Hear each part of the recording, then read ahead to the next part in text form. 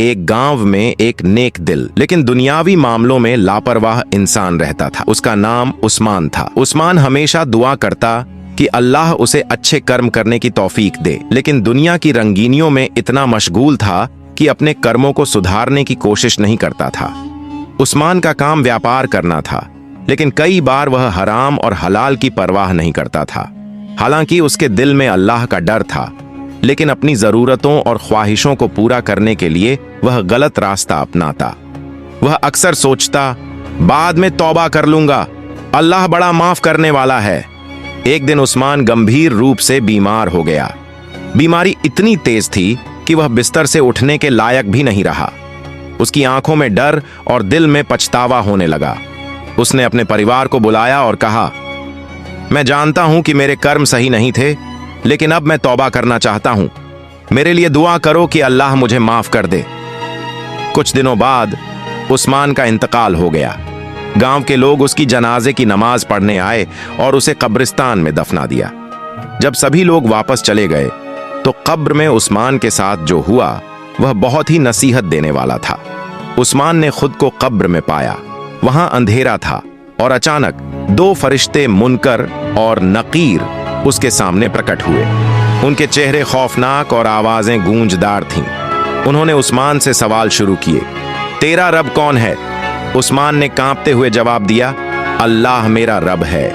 तेरा दीन क्या है? उस्मान ने जवाब दिया, इस्लाम मेरा दीन है। यह बता मोहम्मद कौन है? उस्मान ने कहा, वह अल्लाह के रसूल हैं। फरिश्ते फिर बोले, अगर तू इन बातों को जानता था तो तूने इन पर अमल क्यों नहीं किया? क्यों अपनी जिंदगी लापरवाही में गुजार दी? उस्मान के पास कोई जवाब नहीं था।